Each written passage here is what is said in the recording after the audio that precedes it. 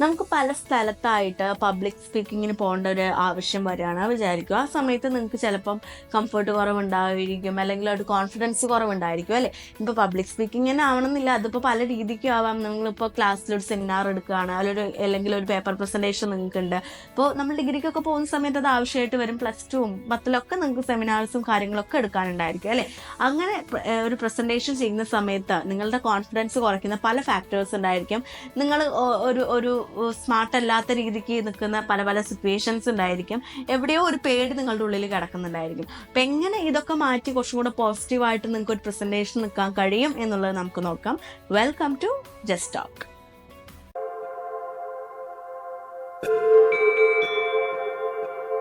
കാര്യം എന്ന് പറയുന്നത്, നിങ്ങൾ എപ്പോഴും ഒരു ഗുഡ് പോസ്ചർ അത് നിങ്ങൾ കീപ്പ് ചെയ്തുകൊണ്ടിരിക്കണം. ഇപ്പം നമ്മൾ എവിടെയെങ്കിലും പോയിട്ട് സംസാരിക്കുന്ന സമയത്ത് ഇങ്ങനെ താളം ചവിട്ടി സംസാരിക്കാൻ നിൽക്കരുത്. എപ്പോഴും ഒരു ഉറച്ച കാലിൽ നിന്ന് കോൺഫിഡൻറ്റോട് കൂടിയിട്ട് ഇച്ചിരി ചിരിയോട് കൂടിയിട്ട് ഒരു കാര്യം സംസാരിക്കാനായിട്ട് നോക്കുക.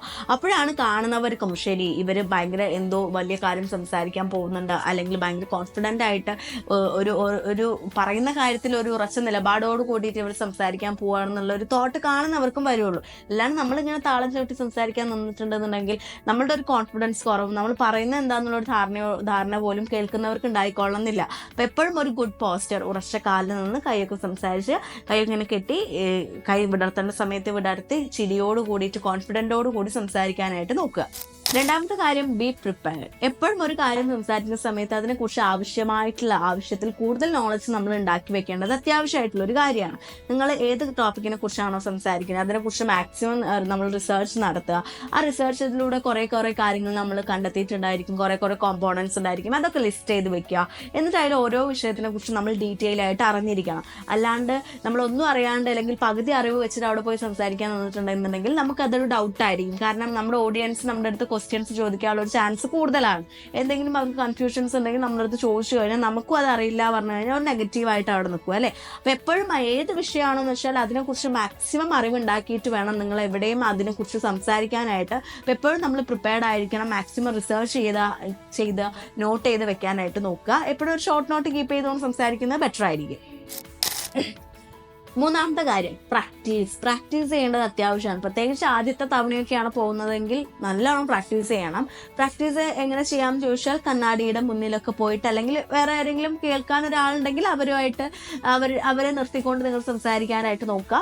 അല്ലാന്നുണ്ടെങ്കിൽ കണ്ണാടിയുടെ മുന്നിൽ പോയിട്ട് ഒരു വലിയ ഓഡിയൻസിനെ നിങ്ങൾ ഇമാജിൻ ചെയ്തുകൊണ്ട് നിങ്ങളുടെ പോസ്റ്റേഴ്സ് ഒക്കെ കറക്റ്റ് ആണോ, നിങ്ങളുടെ ഫേഷ്യൽ എക്സ്പ്രഷൻസ് കറക്റ്റ് ആണോ, നിങ്ങളുടെ നിങ്ങൾക്ക് കോൺഫിഡൻസ് കിട്ടുന്നുണ്ടോ, നിങ്ങൾ പ്രിപ്പയർഡ് ആണോ, പഠിച്ച കാര്യങ്ങൾ അല്ലെങ്കിൽ അറിവുള്ള കാര്യത്തിനെ കുറിച്ച് മതിയാവോളം നിങ്ങൾക്ക് സംസാരിക്കാൻ പറ്റുന്നുണ്ടോ എന്നുള്ള കാര്യങ്ങളൊക്കെ നിങ്ങൾക്ക് ആ പ്രാക്ടീസിലൂടെ മനസ്സിലാക്കാനായിട്ട് സാധിക്കും. എപ്പോഴും ഒരു കണ്ണാടിയുടെ മുന്നിൽ വെച്ചിട്ട് നിങ്ങൾ 2 or 3 തവണ പ്രാക്ടീസ് ചെയ്തുകൊണ്ട് വേണം നിങ്ങൾ ഒരു പരിപാടിക്ക് പോകാനായിട്ട്. അതുപോലെ നമ്മൾ ക്ലിയർ ആയിട്ട് സംസാരിക്കാൻ നോക്കണം കേട്ടോ. ഭയങ്കര ക്രിസ്പ് ആൻഡ് ക്ലിയർ ആയിട്ട് നിങ്ങൾ കാര്യങ്ങൾ ഓഡിയൻസിലേക്ക് കൺവേ ചെയ്യാനായിട്ട് നോക്കണം. അല്ലാണ്ട് അതില്ലേ എനിക്ക് തോന്നുന്നു അങ്ങനെയൊക്കെ പറഞ്ഞിട്ട് നിങ്ങൾ സംസാരിക്കരുത്. എപ്പോഴും ഭയങ്കര ക്രിസ്പായിരിക്കണം, ക്ലിയർ ആയിരിക്കണം. നിങ്ങൾ അടുത്തത് എന്ത് പറയുന്നു എന്നുള്ള ഒരു പൂർണ്ണ ധാരണ വെച്ചുകൊണ്ട് വേണം നിങ്ങൾ സംസാരിക്കാനായിട്ട്. അതിനുശേഷം നിങ്ങൾക്ക് ആ ഒരു നിങ്ങൾ ചെയ്യുന്ന പ്രസൻറ്റേഷൻ ഒരാളെ കൊണ്ട് വീഡിയോ എടുത്തിട്ട് നിങ്ങൾക്ക് ഒരു സെൽഫ് അവയർനെസ് അല്ലെങ്കിൽ സെൽഫ് അനാലിസിസ് നടത്താൻ വേണ്ടിയിട്ട്, ഒരു ജഡ്ജ്മെൻറ്റ് സ്വയം നടത്താൻ വേണ്ടിയിട്ട് നിങ്ങൾക്കൊരു വീഡിയോ എടുത്ത് വെച്ച് കാണുന്നത് നല്ലതാണ്. അപ്പം നിങ്ങൾക്ക് നെക്സ്റ്റ് ടൈം അതിൽ എന്തൊക്കെ മിസ്റ്റേക്കുകൾ ഉണ്ടോ എന്നൊക്കെ നോക്കിയിട്ട് നെക്സ്റ്റ് ടൈം അത് തിരുത്തിയിട്ട് നല്ല രീതിക്ക് പ്രസൻറ്റ് ചെയ്യാനായിട്ട് സാധിക്കും. അപ്പോൾ എപ്പോഴും വീഡിയോ എടുക്കുക അല്ലെങ്കിൽ ബാക്കിയുള്ളവരുടെ അടുത്ത് അഭിപ്രായങ്ങൾ ചോദിക്കുന്നത് വളരെ നല്ലതാണ്. ഇനി ഏറ്റവും പോസിറ്റീവായിട്ട് നിങ്ങൾക്ക് ഭയങ്കര യൂസ്ഫുൾ ആവുന്ന ഒരു ടിപ്പാണ് വിഷ്വലൈസേഷൻ എന്ന് പറയുന്നത്.